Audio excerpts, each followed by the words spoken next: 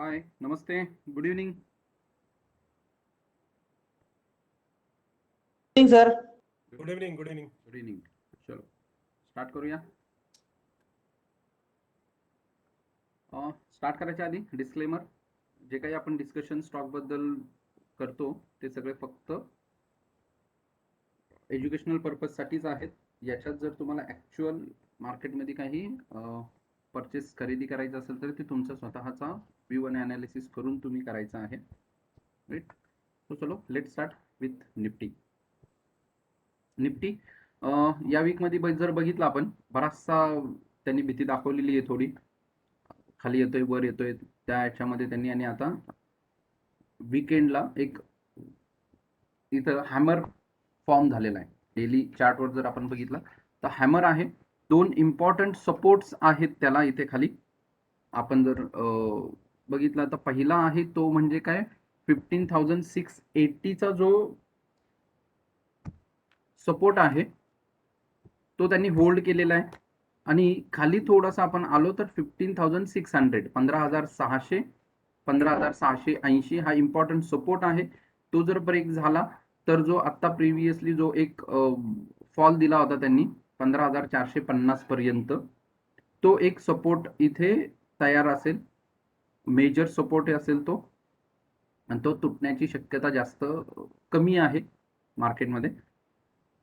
आणि next weak जो आहे, सेकंड वीक, ऑलमोस्ट फर्स्ट वीकच म्हणावं लागेल, 2च दिवस होता, तरी सुद्धा त्या ह्याच्यामध्ये जर आपण पाहिलं तर आता कुठेतरी थोडासा इथे येऊन सपोर्ट घेतलेला आहे मार्केटने, आणि अगेन इथे अपसाइड डायरेक्शन मार्केटचा इथे स्टार्ट झालेला आहे.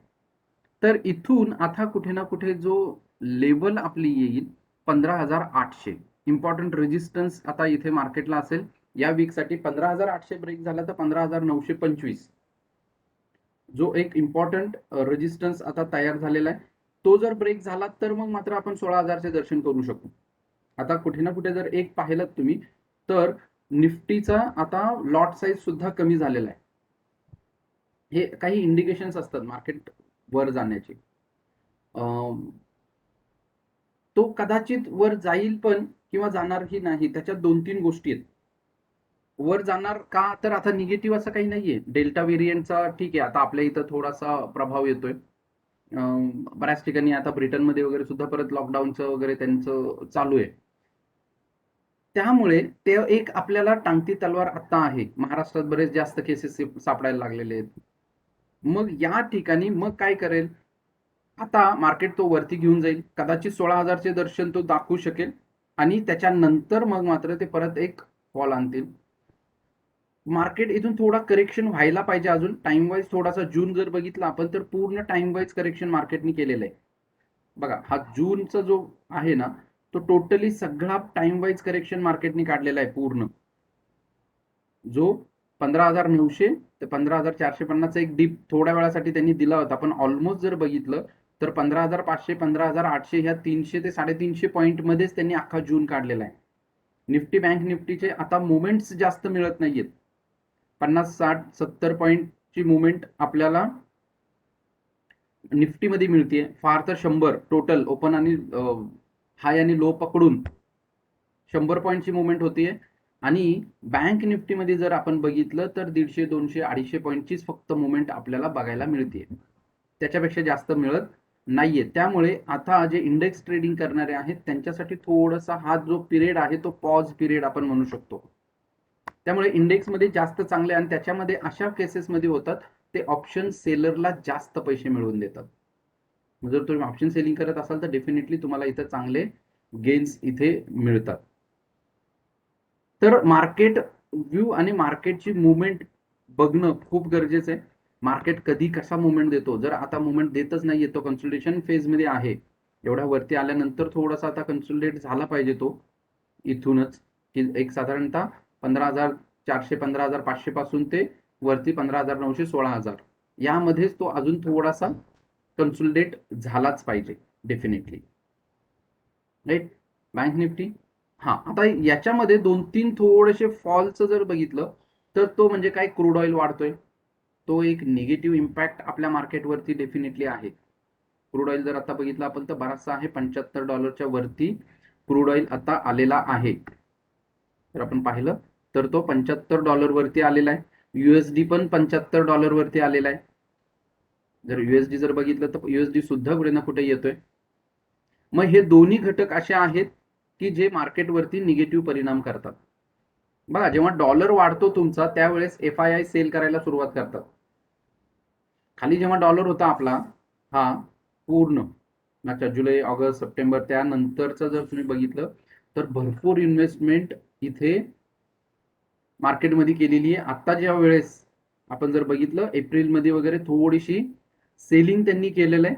अगेन थोडे थांबले आणि आता जर पाहिलं 8-15 दिवस तर FII पूर्ण सेल करतोय. कारण डॉलर वाढलेला आहे, त्यांचं जे अप्रिशिएशन आहे ते जास्त मिळतं डॉलरमध्ये. बघा, इथं जर आपण पाहिलं तर त्यांची सेलिंग जी आहे FII ची ती वाढलेली आहे. याकडे सुद्धा आपल्याला थोडंसं लक्ष दिलं पाहिजे. ही कारणं आहेत की मार्केट थोडंसं खाली आलं पाहिजे त्यासाठी. कारण ऑब्व्हियसली एवढ्या वरती आलेला आहे तो 12-13 हजारापासून तर 15-16 हजारापर्यंत जर आलेला आहे तर डेफिनेटली तो काय करणार आता इथून प्रॉफिट बुकिंग ही लोक करतील. त्यामुळे रिटेल इन्व्हेस्टरला थोडंसं कॉशियस राहायचंय मार्केटमध्ये. येस.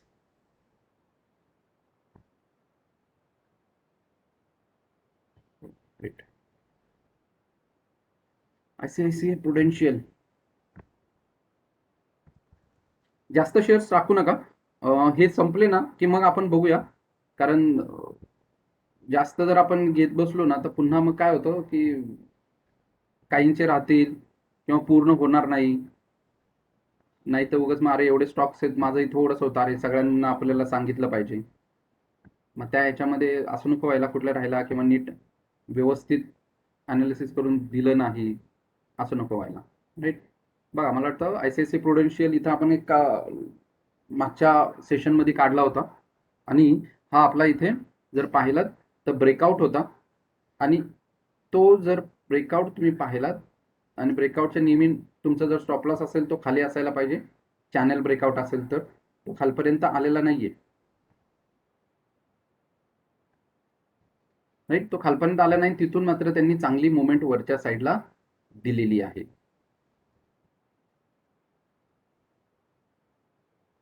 त्यामुळे पण आत्ता त्याच्यामध्ये एंट्री करण्यासारखं नाहीये. कारण इथून पुन्हा थोडासा कन्सोलिडेट होतोय तो. आणि जर तुम्हाला एंट्री इथं करायचीच जर झाली तर इथं एक फॉल्स त्यांनी ब्रेकआउट दिला होता आवरचा. हा फॉल्स ब्रेकआउट होता, त्यामुळे तो थोडासा आपण कन्सिडर करणार नाही. दुसरं जर बघितलं तर इथे त्यांनी एक ब्रेकआउट हा म्हणू शकतो आपण दिलेला आहे. म्हणजे 615, 600 आताही तुम्ही करू शकता. थोडीशी तुमची रिस्क जास्त राहील. फक्त तुम्हाला जर एंट्री करायची तर 625च्या वरती जर एक दिवसाची क्लोजिंग मिळाली तर तुम्ही एंट्री करू शकता. 613, 610चा स्टॉप लॉस लावून एकदम सेफ जर तुम्हाला जायचं तर 610चा स्टॉप लॉस लावा. थोडीशी रिस्क तुम्हाला जर कमी घ्यायची असेल तर 612, 613, 614चा स्टॉप लॉस सुद्धा तुम्ही याला इथे ठेवू शकता. हा चांगला ट्रँग्युलर पॅटर्न आहे आणि खूप चांगला ब्रेकआउट आहे इथला. तर याला चांगला पकडू शकता तुम्ही. आणि तुमचं जे टार्गेट आहे ते एक अप्रॉक्सिमेटली तुम्हाला इथून 41 पॉईंटचा वरती टार्गेट मिळायला पाहिजे. म्हणजे 460 ते 465 रुपयाचं इथं टार्गेट याच्यावरती ICICI प्रुडेन्शियल मध्ये डेफिनेटली आपल्याला बघायला मिळेल.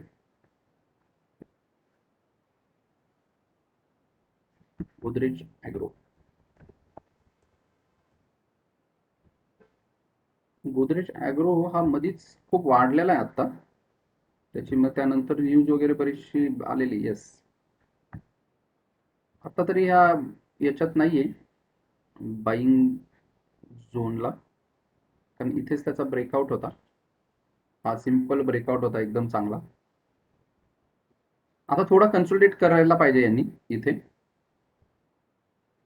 कारण हा जो पूर्ण आहे इनसाइड कॅन्डल मध्येच आता फिरतोय. जोपर्यंत ही इनसाइड कॅन्डल 660च्या वर जात नाही तोपर्यंत तुम्ही बाई थोडंसं हे होतं. आणि जर त्याचा स्टॉप लॉस खाली येतो खूप 609 पर्यंत, 660च्या वर निघाल तर 609 पर्यंत तुमचा स्टॉप लॉस येतो. त्यामुळे रिस्क रिवॉर्ड रेशो खूप छोटा येईल आणि त्याला असं जास्त प्रिव्हियस पण जर आपण पाहिलं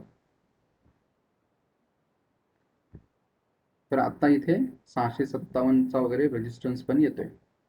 हा रेजिस्टन्स आहे त्याला, म्हणजे ऑलमोस्ट हा इथं टार्गेटला आता आलेला आहे. तुम्हाला जर चांगलं, हा 675च्या वर तुम्ही 735 पर्यंतच्या टार्गेटला तुम्ही त्याला कॅच करू शकता. पण इथे थोडासा तो 636 650च्या आसपास वगैरे थोडासा खेळला पाहिजे, कारण अगेन इथं कन्झम्पशन झोन आहे याचा. हा जो आहे हा एक सप्लाय झोन आहे त्याचा, हा एवढा. मग ह्या झोन मध्ये थोडा खेळला पाहिजे तो. आणि हा जर इथून निघाला वरती तर मग मात्र चांगलं तुम्हाला 750 742 पर्यंतचा एक टार्गेट अगेन याच्यात मिळू शकतो. सेंचुरी टेक्सटाईल, सेंचुरी टेक्सटाईल खूप चांगल्या पद्धतीने तो वर आलेला आहे. हा, सेंचुरी टेक्सटाईल बद्दल मला ऍक्च्युली ग्रुपवर टाकायचं होतं. हा ना मल्टी इयर ब्रेकआउट देतोय आत्ता इथे. याचं मग परवा दिवशीच माझं डिस्कशन झालं आणि मी पूर्ण त्याला अनालिसिस करून ठेवलं होतं की हा ब्रेकआउट जो आहे 650च्या आसपासचा ब्रेकआउट आहे. 640च्या वर एखादा दिवस जरी टिकला तरी तुम्ही याला बाय करू शकता, कारण पहिला हाय जो आहे तो 2018ला बनवला, त्यानंतर अगेन त्याच हायला तो आलेला आहे 2020 मध्ये, आणि आता परत 2021 मध्ये तो ब्रेकआउटला येतोय. आणि हा जर ब्रेकआउट मिळाला तर खूप चांगल्या पद्धतीने तो वरती जाईल आणि तुमचं जे टार्गेट आहे ते साधारणतः 380 385 पॉईंटचं तुम्हाला वरती टार्गेट असेल. म्हणजे 650ला जर तुम्ही घेतलात तर ऑलमोस्ट तुम्हाला 1000 ते 1100 किंवा 1050 पर्यंतचं टार्गेट तुम्हाला इथे मिळेल. मल्टी इयर ब्रेकआउटला आता हा थांबलेला आहे, त्यामुळे एकदम चांगला आहे. फक्त थोडंसं थांबा, 640 ब्रेक होऊ द्या, मग तुम्ही आता याला ऍड करू शकता. किंवा जर तो थोडा खाली आला, आता जास्त तर खाली येण्याची सिग्नल कुठला तर मला दिसत नाहीये. थोडासा आला तर फार तर तो 590 पर्यंत येऊ शकतो. किंवा आत्ता जर तुम्ही घेतला तर थोडी रिस्क राहील, ते म्हणजे 590 585चा स्टॉप लॉस ठेवून तुम्ही याला बाय करू शकता. एकदम सेफर साईडला जर म्हटलं तर 585 580चा स्टॉप लॉस लावून तुम्ही याला बाय करू शकता. पण एक होऊ शकतं, मल्टी इयर जेव्हा ब्रेकआउट्स असतात ते ब्रेकआउट तुम्हाला सहजासहजी मिळत नाहीत, आणि एकदा जर मिळाले तर खूप चांगले जातात. आणि अजून जर तिथून तो खाली यायचा प्रयत्न केला तर चांगला येतो, कारण इथं थोडासा फसवू शकतो तो. मग तुम्हाला छोटा हवा असेल तर बाबा चला इथून तुम्ही बाय पण करू शकता, आणि 650 640ला गेलात आणि तिथून जर ब्रेकआउट व्हायची चिन्ह दिसत नसतील तर अगेन खाली यायला लागला तर तो तुम्ही 40 30 35ला वगैरे पण प्रॉफिट बुक करू शकता. आणि एकदा क्रॉस होऊन एखादा दिवस किंवा 2 दिवस जरी तुम्हाला इथं क्लोजिंग भेटलं, एक दिवसाची क्लोजिंग फार तर तुम्हाला मिळू शकते 640 650 मध्ये, जर त्यांनी, कारण हा मल्टी इयर ब्रेकआउटला ना तर खूप जणांच्या आता रडारवर असणार आहे. कदाचित असं असेल इथून तो डायरेक्ट 6-7% सुद्धा किंवा 10%च्या सुद्धा ब्रेकआउटला फास्ट मध्ये मूव देऊ शकतो, कारण 3 वर्षाचा ब्रेकआउट त्यांनी इथे तोडणार आहे तो. त्यामुळे खूप फोर्सफुली तो जाऊ शकतो.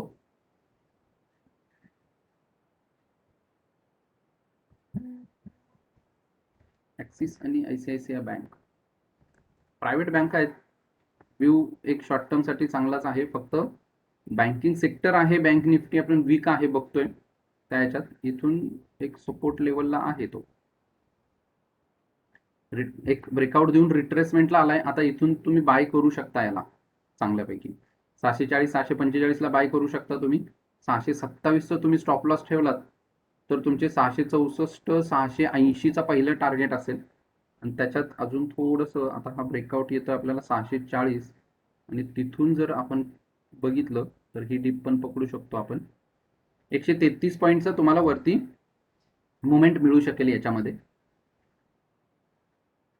आपण एक चांगला इथे चॅनल बनवून तो ब्रेकआउट इम्पॉर्टंट आहे. आता तुम्ही याला बाय करू शकता, कारण यांनी वरती ब्रेकआउट दिलाय आणि अगेन रिट्रेसमेंटला खाली आलाय, आणि खाली येऊन तो आता अगेन वरती जायला लागलाय, म्हणजे डेफिनेटली हा इथून वरती निघेल.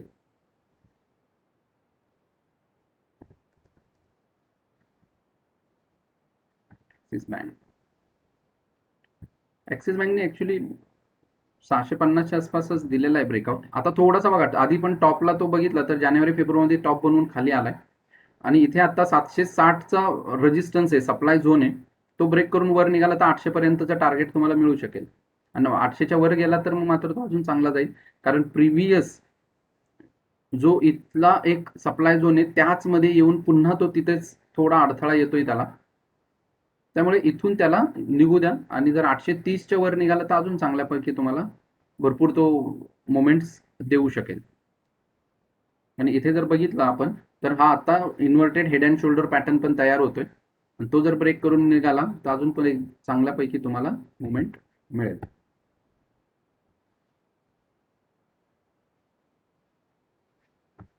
IOC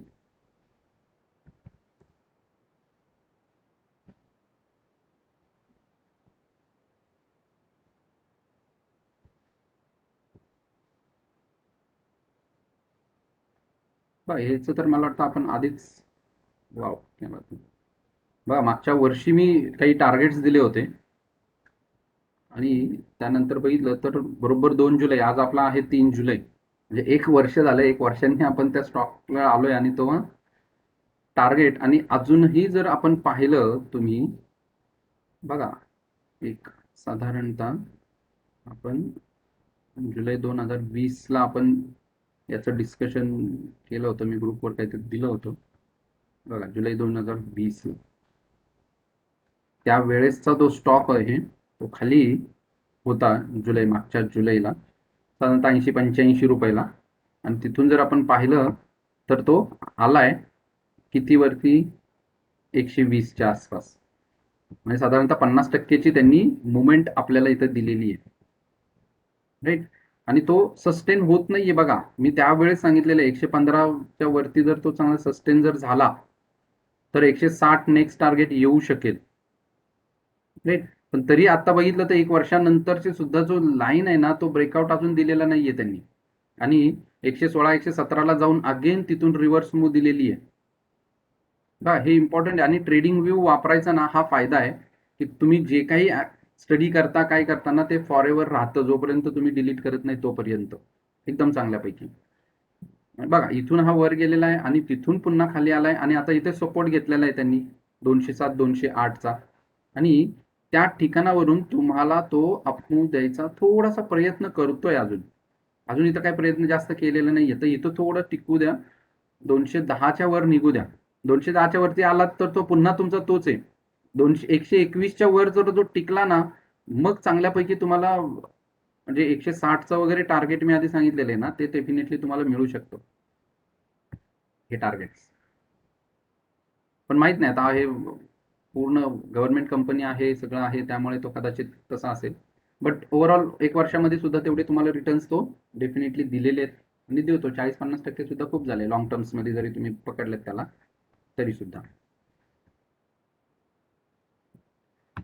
राजेश एक्सपोर्ट,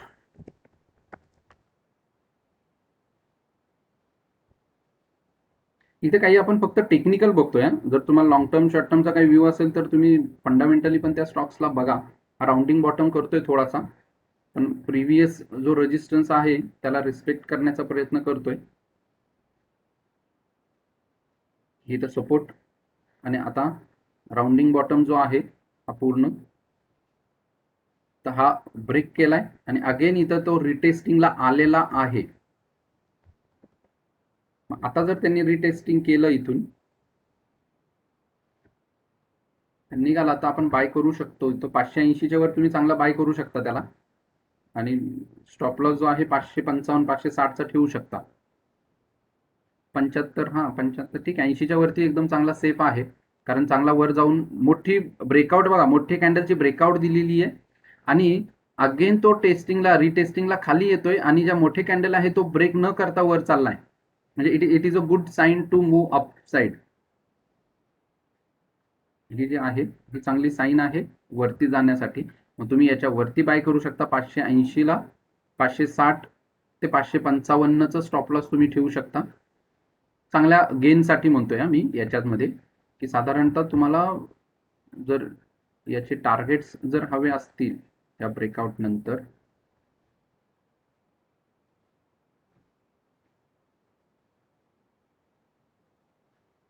150 पॉईंटचे साधारणतः 120 पॉईंटचं तुम्हाला इथून टार्गेट मिळतंय.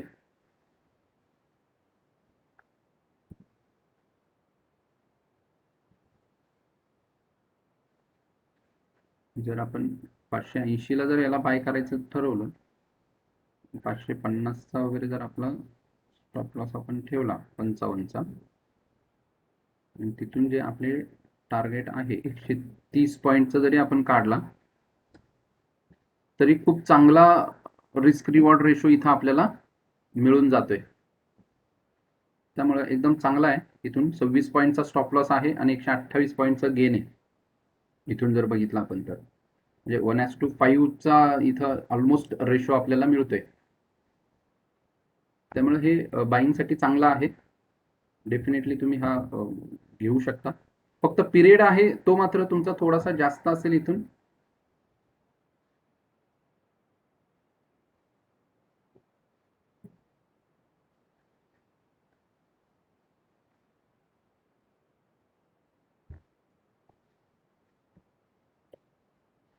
कारण हा सुद्धा जर बघितला आपण तर चांगला मागच्या वर्षीचा तो ब्रेकआउट देऊन आता वर चाललेला आहे. त्यामुळे चांगल्यापैकी तुम्हाला इथून गेन मिळतील याच्यामध्ये सुद्धा.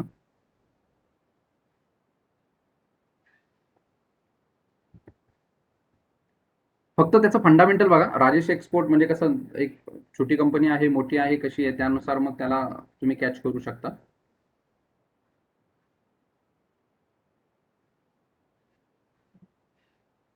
शक्ती पॉम्प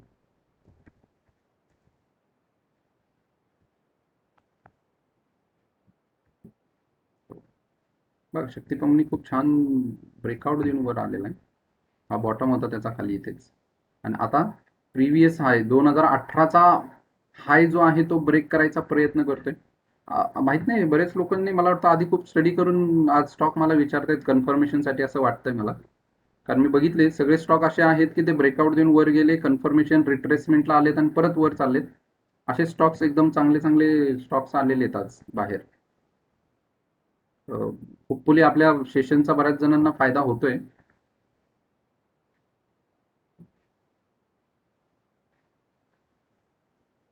येस, ह्या रिटेस्ट करतोय तो. इथून वर निघाला तर चांगल्यापैकी जाईल वरती. होल्ड असेल तर होल्ड ठेवा, काही प्रॉब्लेम नाहीये. तुमचा स्टॉप लॉस जो आहे तो 737च्या आसपास वगैरे येतो. आणि हा जर तुम्हाला कॅच करायचाच असेल तर तुम्ही याला जस्ट आता सध्या पण कॅच करू शकता 800च्या वरती. 770 775चा स्टॉप लॉस तुम्ही ठेवू शकता. एकदम चांगला आहे. देन डिक्सॉननी मागच्या वीकमध्ये खूप चांगली हे दिलेली आहे. माझ्या वॉचलिस्टला पण तो आहे फेवरेट. ब्रेकआउट दिलेला आहे रिटेस्टिंगला आणि इथून वरती आता निघालेला आहे. पण इथं थोडीशी रिस्क आहे बाय करण्यात, कारण त्याला बाय तुम्हाला पकडायचा जो होता ना तो इथे 4300च्या आसपासच पकडायला पाहिजे होता, आणि तो 4600 4700 पर्यंतची मुवमेंट दिलेली आहे. त्यानंतर आता रिटेस्ट इथे होतं काय, आता ना पकडताना तो अरे रॅली गेली तेव्हा मग इथं खाली पकडायला पाहिजे होतं. पण आता त्यांनी थोडीशी जर बघितलं आपण, हे बघा इथे चांगली रिटेस्ट केली आणि हा पॅटर्न जेव्हा ट्रायंगल बनतो त्यावेळेस चांगली मुवमेंट मिळते. राईट, इथे आसपास वगैरे मी पकडलेला आहे त्याला. आवाज ब्रेक होतोय. ब्रेक होतोय. Okay, hello hello. हा, आता हा, आवाज ब्रेक होतोय. आता चेक करा. हॅलो, येस, येतोय. बाकीच्यांना पण प्रॉब्लेम हा, आहे येतोय. आवाजचा?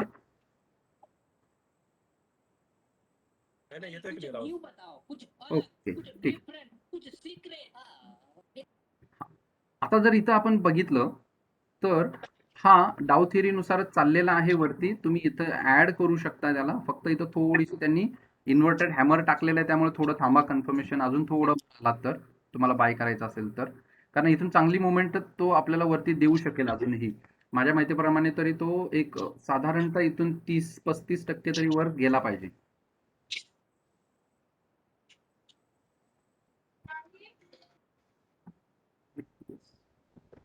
ओके, कोटक बँक आता थोडासा बॉटमला आहे, सपोर्ट घ्यायचा प्रयत्न करतोय तो. फक्त मार्केट त्याला सपोर्ट करत नाहीये. हे बघा, हा माझ्या रडारवर आहे आता. माझा एकदा फसलेला आहे हा, घेतलेला मी फक्त 1760 ला घेतला होता आणि तो खाली आला अगेन, आणि आता पुन्हा पकडायचा प्रयत्न करणार आहे याला. बघूया आता.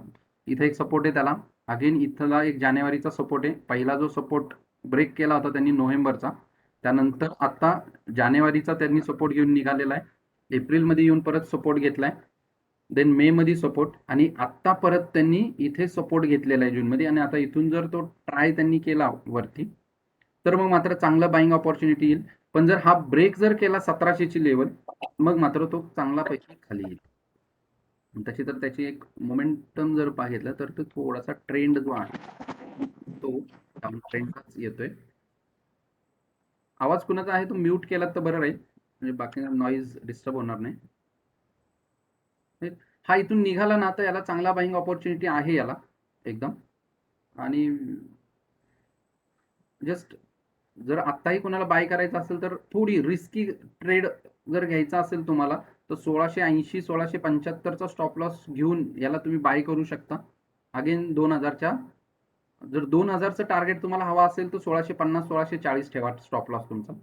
एवढा यायचा नाही, पण तो सेफरला राहील. आणि वर निघाला तर मात्र 2000 पर्यंतचे तुम्हाला टार्गेट्स मिळू शकतात. फक्त एक आहे, HDFC बँक पण अजून वीक झालेला आहे, त्यामुळे ह्याचा थोडासा कॉशियस राहणं आहे, कारण तो जोपर्यंत वीक आहे तोपर्यंत मार्केट एवढा असं वर जाणार नाहीये.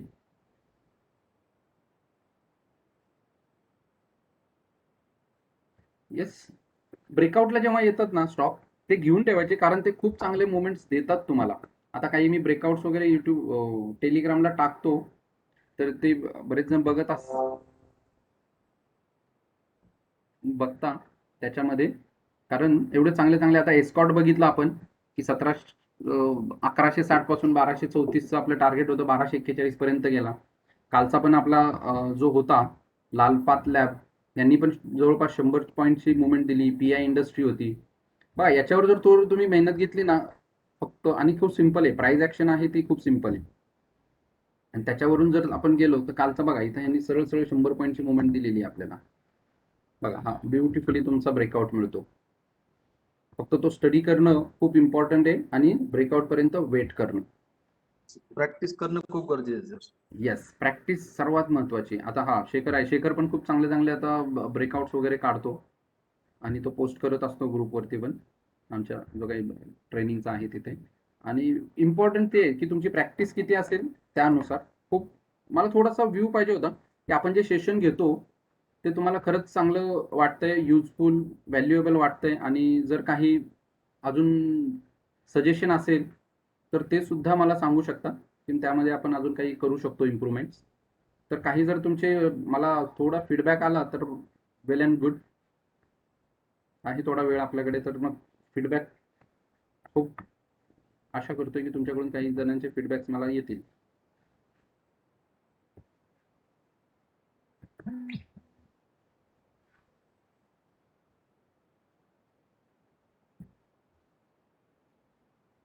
येस, कुणी की आपण जे सेशन घेतो ते खरं मलाही थोडंसं कळलं पाहिजे, की म्हणजे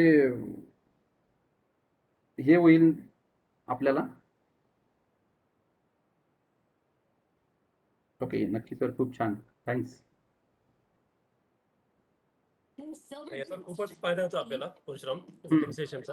ओके, आणि मेनली वीकली अनालिसिस पण कळतं आपल्याला नेक्स्ट वीकचं निफ्टी बँक निफ्टीचं. राईट. आणि शॉर्ट टर्म साठी पण आपल्याला चांगलं कळतं. म्हणजे आता जे आपल्याला स्टॉक्स येतात सगळ्यांकडनं, येस. तर कोणता ब्रेकआउट लेवलला आहे, कोणता तर रिस्की आहे, असं आपल्याला आज कळालं की मोस्टली 70-60% आज सगळे ब्रेकआउटला आहेत. Yes, correct.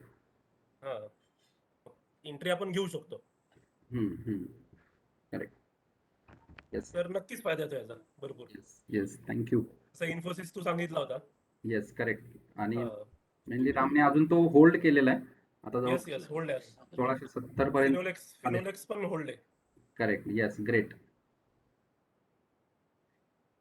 येस, आणि इम्पॉर्टंट अजून आहे ते म्हणजे काय, हे ब्रेकआउट्स जे आपण येतो ना विकली वगैरे काढतो, मी एक ऑब्झर्व केलं ते म्हणजे काय, आपण जर ते फ्युचरमध्ये सुद्धा जर ट्रेड केले ना, तरी 1 ते 2 ट्रेड जरी आपले वीकमध्ये झाले तरी 40-50 हजार रुपये निघतात. फक्त तेवढा याच्यासाठी तुम्हाला फ्युचरसाठी जे लागणारं कॅपिटल आहे ते मात्र तुमचं आवश्यक आहे. तेवढं असेल तर तुम्ही त्याच्यावर सुद्धा चांगल्या इन्कम्स काढू शकता या ब्रेकआउट्सवरती. बरोबर. येस. हॅपीएस्ट माइंड्स पण बरेच ब्रेकआउट दिले त्यांनी. तो पण 1-2 खूपच दिवसात. मोठा वर आलेला आहे. 1000 पासून ते 1250 पर्यंत गेला तो या 2 दिवसात. आणि एक आहे फक्त एक सांगतो, खूप पेनी स्टॉक्स आहेत. बरेचसे आता पेपरला इकडे तिकडे येतात की हा स्टॉक 2 महिन्यात डबल झाला किंवा त्यांनी एवढे रिटर्न झाले ते वगैरे 1 लाखाचे 50 लाख झाले आणि 40 लाख झाले वगैरे. मी काही वाचत असतो ना, तर त्या मोहात पडू नका. त्याच्यामध्ये बऱ्याचदा पैसे जातात. आता काही जण होते आयडिया वगैरे त्यांनी बाय केला होता ₹10, ₹10.5 ₹9 आणि आता जर बघितलं तर 2 दिवसात त्यांनी 30% त्याला खाली पाडलं. तो परत ₹8 आला होता. म्हणजे हे असं असतं की त्यांची जर होल्डिंग जर जास्त असेल ना आणि त्याच्यामध्ये ते टाकतात नाही जाईल कधीतरी वगैरे म्हणून आणि ते असे कुठेतरी पॅनिक करत जातात रिटेल इन्व्हेस्टरला. सध्या आयडिया मध्ये इन्व्हेस्ट करण्यापेक्षा दुसऱ्या चांगल्या स्टॉक मध्ये टाकले तरी तुम्हाला भेटू शकतो direct. डेफिनेटली आपलं ब्रेकआउट. गरजच नाही तिथे ऍक्च्युली आयडियाकडे बघण्याची पण गरज नाही. Yes correct. म्हणजे आता मी चांगले तेच चांगले करतो सर, stock म्हणजे आहेत. या या जशी माझी प्रॅक्टिस परफेक्ट यायला लागली ना तर मी ब्रेकआउटचीच वाट बघतो. Correct exactly. विनाकारण दुसऱ्या स्टॉक मध्ये पैसे टाकून वेळ कशाला वाया करतो. Yes definitely. काही स्टॉक्स असतात म्हणजे ते तुम्हाला ब्रेकआउट जर दिले ना ते एका दिवसात 5%, 10%. मला वाटतं शेखरने एक मध्ये कुठला स्टॉक काढला तर तो जवळपास कालचाच सर बघा, काल 3.5 मनपुरम 3.5% दिले बघा काल, एका दिवसात निघाला बाहेर. आता तो मध्ये एक काढला होता तो जवळपास 14% काहीतरी एकाच दिवसात वाढला होता. कोण आता मला व्हॉट्सअपवर बघायला लागलो. हा मग हे असे आहेत. हे खूप इम्पॉर्टंट आहे की तुम्ही फक्त थोडंसं वेट करणं, त्या ब्रेकआउट पर्यंत थोडं वेट करणं आणि एकदा जर आपल्याला ब्रेकआउट मिळाले तर चांगल्यापैकी ते स्टॉक्स आपले जातात आणि रिटर्न सुद्धा चांगले मिळतात. आणि प्रॅक्टिस मुळे काय झालं माहिती का सर, माझं की मी पेशन्सली काम करतो खूप आता. राईट.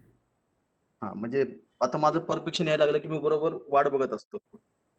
इम्पॉर्टंट आहे पेशन्स. तुम्ही जेवढं ठेवता आणि तुम्ही म्हणजे गरजच नाही 10 ऍटलीस्ट फक्त 10 स्टॉक वरती जर तुम्ही काम केलं ना तुम्हाला कुठला ना कुठला स्टॉक दर महिन्यात किंवा 15 दिवसांनी एक ब्रेकआउट भेटत असतो 2 महिन्यात. Exactly great. तुम्हाला जास्त लावायची गरजच नाही मोस्टली, 10च ठेवा तुम्ही त्याच्यावरती चांगलं काम करा. बरोबर. बरं चांगलं रिटर्न भेटून. येस. आणि आहे याच्यावरती मी एक शॉर्ट हे पण केलेलं आहे technical analysis pure price action वरती. जर कोणाला करायचं असेल तर ते सुद्धा करू शकतात की ज्याच्यामध्ये तुम्हाला फ्युचर ट्रेडिंग जे आहे की त्याच्यासाठी खूप इम्पॉर्टंट आहे. म्हणजे आठवड्यातून 2 ते 3 स्टॉक तुम्हाला मिळतात आणि एक स्टॉक आहे फ्युचरचा साधारणतः 500-600चा लॉट असतो. 50-60 पॉईंट तुम्हाला सहज मिळतात आणि त्यामध्ये तुमचं जे काही प्रॉफिट आहे ना आणि एकदम लोअर रिस्क वरती. मेनली आता इंडेक्स ट्रेडिंग मध्ये मी बघतोय निफ्टी बँक निफ्टीमध्ये अजिबात मुवमेंट्स मिळत नाहीयेत आणि जे ऑप्शन सेलर आहेत त्यांचाच फायदा होतोय. मग त्यापेक्षा जर आपण जर शिफ्ट झालो मार्केटमध्ये नेहमी असतं एक की तुम्हाला शिफ्ट होता आलं पाहिजे पटदिशी. म्हणजे जे म्हणतात ना की लव्ह युअर स्टॉक्स डोंट मॅरी टू युअर स्टॉक्स, त्यानुसार आपल्याला वागता आलं पाहिजे स्टॉक्स बद्दल आणि त्याच्यामध्ये चांगले मुवमेंट्स मिळतात आणि ते ग्रॅप केलं पाहिजे. म्हणजे आठवड्याला 2 जरी स्टॉक मिळाले ना फ्युचरचे FNO मधले तरी तुमचे 30-40 हजार रुपये निघतात 2 ते 3 स्टॉक्स मध्ये सुद्धा. फार करायची गरज नाही आणि मला माहिती आहे आपल्यातले बरेचसे लोक आहेत की जे वर्किंग पीपल आहेत. मग तुम्हाला वर्किंग मध्ये असताना सारखं ते मार्केट बघायची गरज नाही, मुवमेंट्स बघायची गरज नाही. एकदा तुमचे लेवल्स तुम्ही मार्केट बंद झाल्यानंतर जर काढलं, मार्केट ओपन झालं, तुमचे लेवल आले, तुम्ही बाय केलात, दॅट्स इट. आणि तुमच्या टार्गेट पर्यंत तुम्ही थांबा कारण तुम्हाला टार्गेट पण मिळतं कितपर्यंत तो जाणार आणि थांबणार. आता जर तुम्ही मध्ये बघितलं मी एस्कॉट दिला होता 1234 दिला होता, 1241 ला जाऊन तो परत 1200 ला आलाय. म्हणजे टार्गेटच्या वरती जाऊन तो आलेला आहे. किंवा कालचा PI इंडस्ट्री मी दिलाय तो अजूनही जाणार आहे एकदम वरती. मग हे अशा पद्धतीने शिकणं आणि त्याच्यावरती आपल्याला वर्क करणं खूप इम्पॉर्टंट आहे. आणि तुम्ही ते फ्युचरच नाही तुम्ही इक्विटीमध्ये सुद्धा करू शकता, कॅश कॉल पण घेऊ शकता. असंच नाहीये की बाबा फ्युचरमध्ये खूप लाख, 1.5 लाख, 2 लाख रुपये इन्व्हेस्टमेंट करून घेणं हे नाही तर तुम्ही 30-40 हजारावरती सुद्धा तुम्ही 2-4 हजार रुपये काढू शकता. Yes anything else? USD पण मुवमेंट चांगली दिली या वीक मध्ये. कुणी? USD INR कंटिन्यू 3 दिवस चांगली मुवमेंट Yes. दिली. यस, आता रामचा आहे. रामचा म्हणजे मला वाटतं खूप आज चांगला हात बसलेला आहे USD वर. हो, हो. मुवमेंट तो खूप छान पकडतोय आणि खरंच खूप छान. आणि आपली जी स्ट्रॅटेजी आपण शिकलो आणि मला वाटतं माहित नाही अजून किती जण, काहींचे रिप्लाय नाही आले, पण रामचा जर मला नेहमी येतो आणि त्या स्ट्रॅटेजीनुसार ते खूप चांगलं वर्क करतंय. एकदम वंडरफुल. येस 4-5 स्टॉक आपण मोमेंटम जरी पकडले तरी ती स्ट्रॅटेजी वर्क करते. येस. हो, अगदी बरोबर. हा एक आहे. प्रेम एक आहे. प्रेम आणि रामचं तर मला नेहमी असतात की किंग कॅन्डल आपली रॉक होती वगैरे वगैरे एकदम. येस. Okay, anything else? थांबूयात आज, भेटूया नेक्स्ट सेशनला. KEI इंडस्ट्रीज घेता येईल का? PI इंडस्ट्री का? नाही, KEI. KEI. जस्ट मिनिट, घेऊया त्याकडे.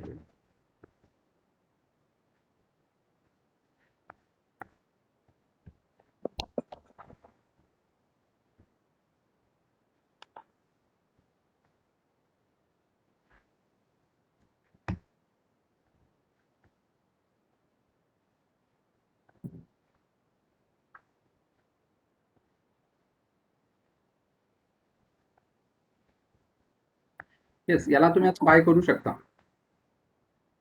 तुमचं बाय जे आहे ना 740च्या वरती येईल. 727चं तुम्ही स्टॉप लॉस सेफर साईडला ठेवू शकता. 725 727चं स्टॉप लॉस. बाईंग तुमचं 740, 15 पॉईंटचा तुमचा स्टॉप लॉस आहे. पहिलं टार्गेट 760चं असेल. जर मी मागं थोडं गेलो, लाईफ टाईम हायच आहे, तर लाईफ टाईम हाय आहे. तर काय तुम्हाला पुढं जोपर्यंत अगेन तुम्हाला डिप मिळत नाही, प्रिव्हियस लो वगैरे ब्रेक होत नाही, तोपर्यंत त्याला तुम्ही होल्ड करू शकता. आणि प्रायमरी जो टार्गेट असेल तुमचा, हा इथं साधारणतः येतो 226चं तुम्हाला टार्गेट याच्यात मिळू शकतो या स्टॉकमध्ये. पण एक लक्षात ठेवा, आता 226 740ला आहे म्हणजे 950च्या आसपासचं टार्गेट.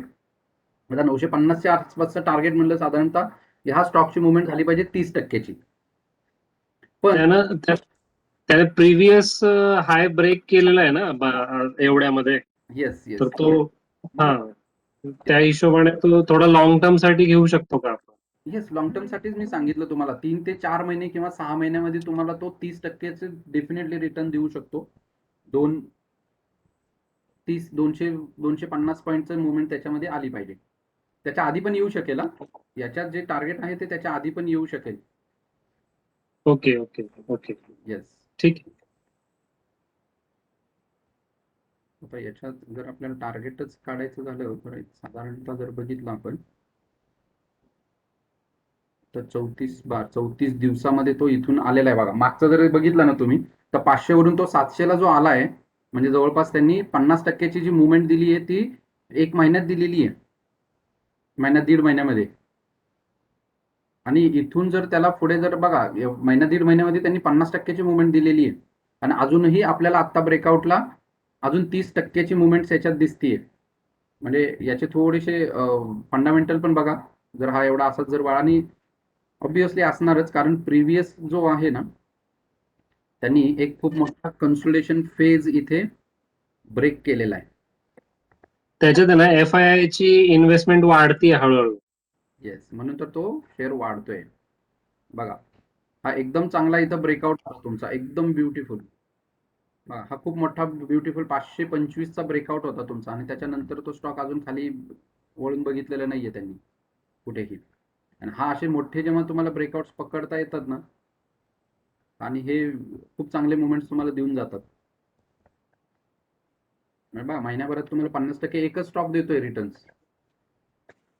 जसा इन्फोसिस आपण काढला होता, खूप आधीचा तो कन्सोलिडेशन फेज त्यांनी क्रॉस केला. त्यानंतर जर बघितलं तर साधारणतः 1484-81चा माझा स्टॉप लॉस होता, पण तो 1600 पर्यंत आता आलेला आहे. आणि एकदम चांगला तो इथला हा जो गॅप होता ट्रेंड होता तो ब्रेक करून वर निघाला होता.